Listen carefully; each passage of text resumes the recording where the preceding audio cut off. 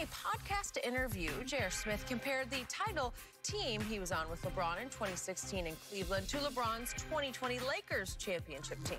J.R. called that Cavs team better defensively and grittier, but ultimately said the Lakers' size and versatility would have beaten out that Cavs squad. So, Shannon, which was the better team, the 2020 Lakers or the 2016 Cavs? I believe it's the 2020 Cavs for the very reason that J.R. 2020 Lakers, yep. Excuse me. For the very reason that J.R. said, is because of their versatility. It's because they can go really, really big. They can go Dwight, they can go JaVale, AD, LeBron, or they can go, small, medium size with Keith Morris starting at the 5 spot and AD, or they can go really, really and put AD at the 5 and then go 3 guards with LeBron. I think it's their versatility and their ability to do different things. And Anthony Davis, if Double T tries to guard him, he's going to bring him away from the basket, shoot over the top. Kevin Love guards him, he's going to put him down on the block. So for me, Skip, Anthony Davis is the difference maker. LeBron is going to be LeBron. Is LeBron maybe as athletic? Maybe he's lost a step. But I think his knowledge, his understanding is even greater. If you can imagine that, imagine Einstein with a 200 IQ and it being 250, 275, Skip. Well, that's what LeBron is. He's Einstein on steroids. He's Einstein 2.0, the greatest mind. Is he literally on steroids? Yeah, there you can see. I can't. You always try. You always try to do something. Well, you said it. I didn't. What about Tom Brady? Because we've never seen a guy play this long. Okay. What he on? Does he look like he's on steroids? LeBron don't look like he on steroids. He look like a guy that take care of himself, eat like he's supposed to eat, and get plenty of rest. Maybe it's vibranium. I don't know. There you go. You're a hater, Skip. You always try to minimize what the man has done. Back to my original point. LeBron James and Anthony Davis, yes, the 2020 Lakers would beat the 2016 Cavaliers. Everybody knows that. Everybody knows that? Yes. Except me. Give me the 2016 Cavaliers. Give me LeBron 4 years younger. Give me JR 4 years younger. He contributed. Yeah. And when he decided to play defense for that team, he is right about this. They were grittier. They played harder than the 2020 Lakers played because they could lock you up and lock you down. Yeah. Because Shumpert would really guard hard on the perimeter. LeBron would sit in the chair that year a lot. We did at a time. When we needed to sit down on Murray, we sat down on him. Okay. When we needed to clamp down on Jimmy Butler in Game 6, we held him to 12 points. So we're more than capable of doing that. But then, like I say, AD, what you gonna do with him? They got no answer. Here's my problem with AD and maybe even KCP this playoff run. It happened in the bubble with no fans in the bubble. Oh, my goodness. Would KCP have been able to shoot like that home road with fans? I don't think so. Yeah. Would AD have shot out of his mind the way he did in the bubble? He was a bubble product. Hold on, Skip. What about those other guys and the way they played? Tyler Hero, Duncan Robinson. Would they been able to do what they did? Well, they did while they were in the Eastern Conference playoffs. Yeah. Not in the finals. Skip, that's what we do. AD didn't do anything that AD hadn't done his entire career. The only difference is he's doing it in L.A. where there's water as opposed to Lake Pontchartrain in New Orleans. That's it, Skip. He wasn't doing it in L.A. He was doing it in Orlando. He was doing it in Skip. Stop that. Orlando.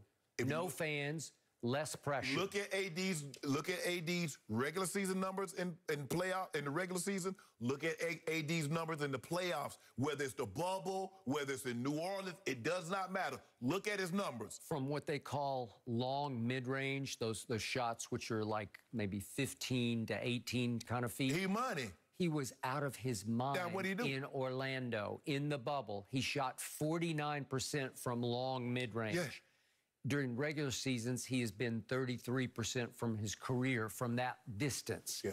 Don't give me this. You got lucky. It was a bubblicious championship. Skip, Way to go. This is what happens, Skip, when you get somebody that's immensely talented, that has three-point range, has a mid-range game, can put it on the floor, get to the rack, and if you foul him, he shoot 94% in the bubble. That's what he's capable of doing, Skip, and then go. What did I say? I mean... But wait a second. AD, is he 7 feet 1 inch tall? No, he's not. 6'10". He's 6'10". Is Dwight 7'2"? No, he's like 6'10"-ish, right in that range, right? Right. So, JR, don't tell me that it's just size. I'll give you JaVale is 7 feet tall. Right. So was Mozgov. Yeah. Could Mozgov defend JaVale? Yeah, he could defend. But here's the thing, though, Skip, is that when you look at it, Tristan and the size of Kevin Love, they weren't that big. You think about they could go. Tristan's 6'9" and just beast you. Skip, they could go huge. I mean, think about it. If we wanted to, we can go JaVale, Dwight, AD, Bron. That's what we could do. We could go 6'9" and above in 4 different spots. Okay. But we didn't want to do that. Sometimes we wanted to go small. Hey, Caruso, come give us this virtuoso. And who is going to guard the clutchest closer in basketball named Kyrie Irving in 2016, the man who won you a ring? First of all, we run him a ring because we've seen what he did since he's been away from LeBron.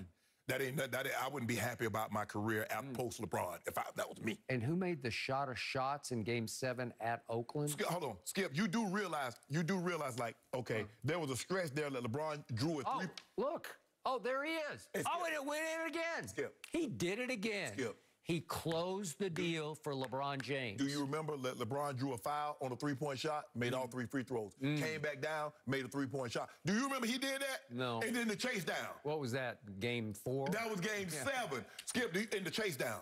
The block heard around the world. The bicycle built for 2. Speaking of J.R. Smith, he was the one who cut him off at the pass, Iguodala. Bobby Thompson. And he had to hesitate and try to lay it up. There have been 2 shots heard around the world. Yeah. We did one, and Thompson did the other. No, Ray Allen did the biggest one. Stop it. But see, you keep saying Ray Allen. Without LeBron, the Ray Allen shot is meaningless. We got 16 of the 30 points. Do you realize that LeBron almost outscored the Spurs by himself? Do you realize LeBron had the shot at the buzzer maybe it's 5 seconds left, to tie it, send it to overtime, and he LeBricked it as usual? But he did what happened in OT.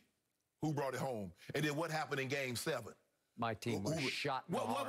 No. It can't be shot in the heart. How you going to be shot in the heart? You still had a chance to win. The game, the series wasn't over once Ray Allen hit that shot. They were rolling out the champagne because my team was up 5 with 18 seconds left in Game 6. Yep. I don't know how much you gamble, but in gambling circles, they say don't burn the money. See, you looking at it. You burned the champagne. Started looking at it. Hey, Ray Allen say, put that back. You know, you go shop with your mama and say, don't touch it. Give me 2016. That team had guts. All right, question for you guys. Will the Pelicans' new coach help Zion make the playoffs next year? We discuss who it is and tell you more next.